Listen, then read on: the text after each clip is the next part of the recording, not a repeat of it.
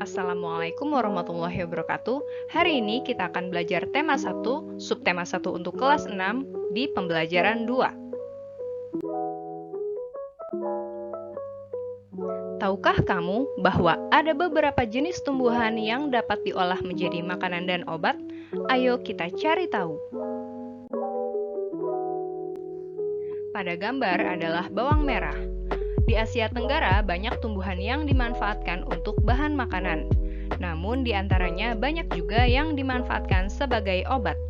Asia Tenggara sebagai wilayah tropis memungkinkan banyak tumbuhan hidup.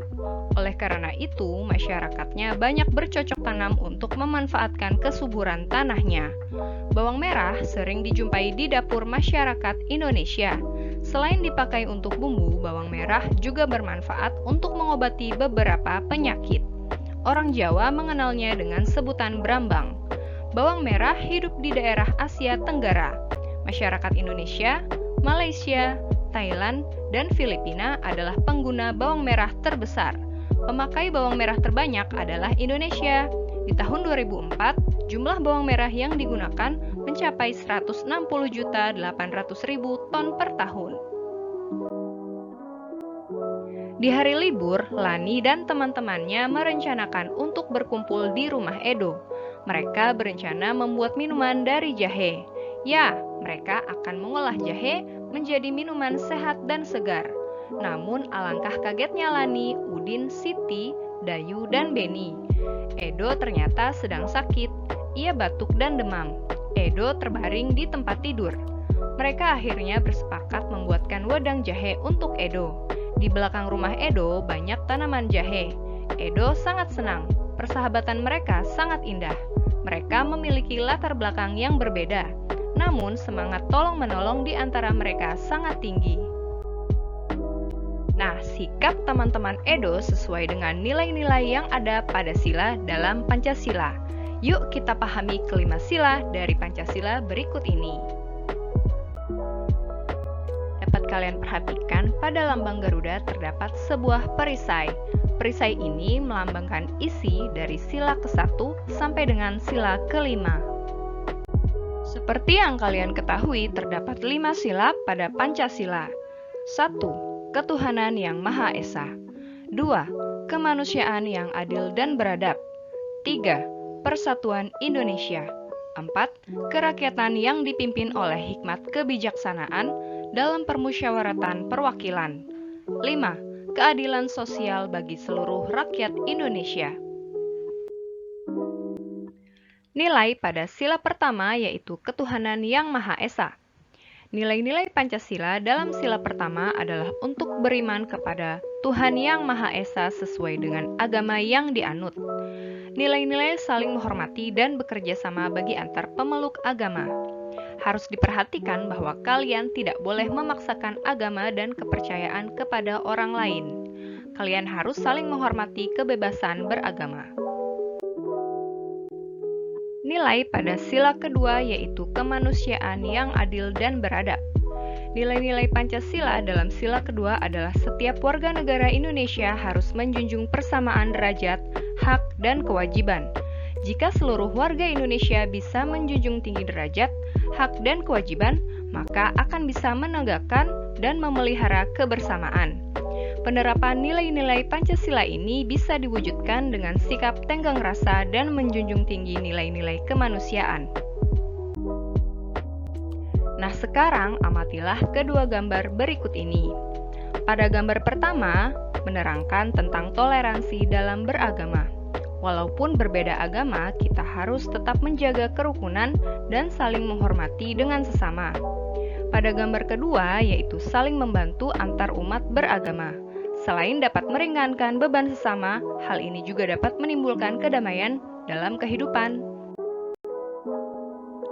Dapat dilihat pada gambar ketiga, yaitu rumah ibadah pada masing-masing agama.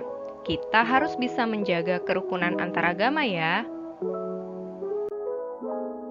Kemudian pada gambar 4 dapat dilihat Lani, Udin, Siti, Dayu, dan Beni sedang menjenguk Edo yang sedang sakit.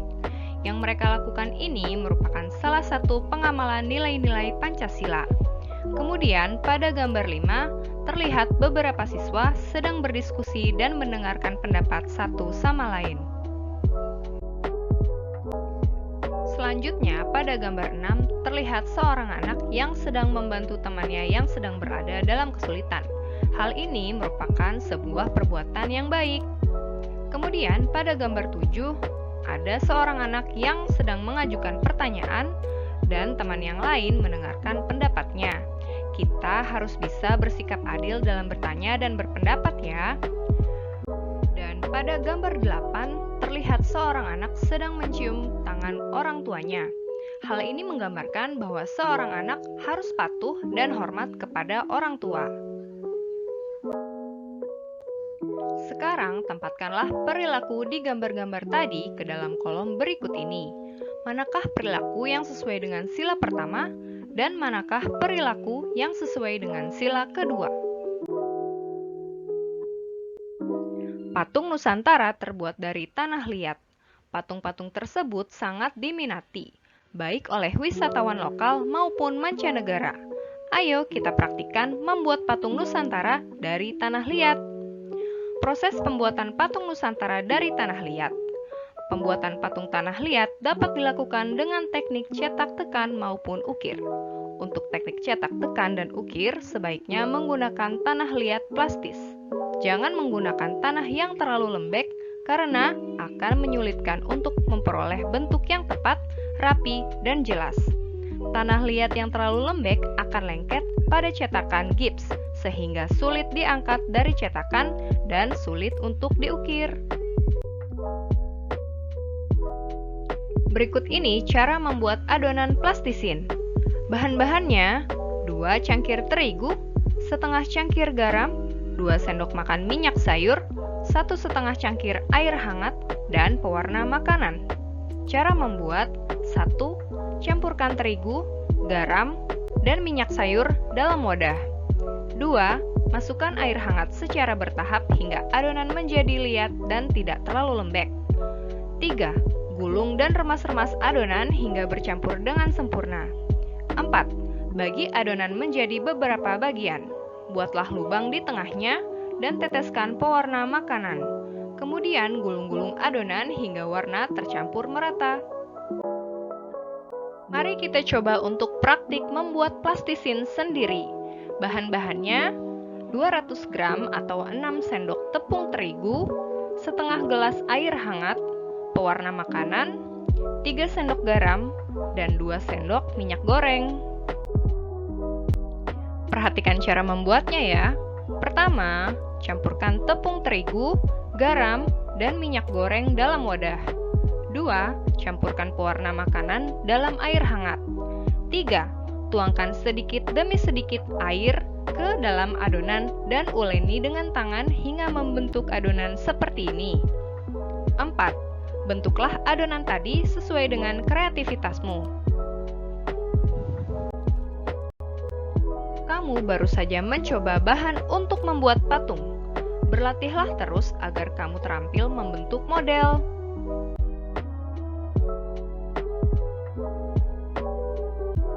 Itu tadi materi pembelajaran 2. Terima kasih sudah menonton. Sampai bertemu lagi di pembelajaran berikutnya. Wassalamualaikum warahmatullahi wabarakatuh.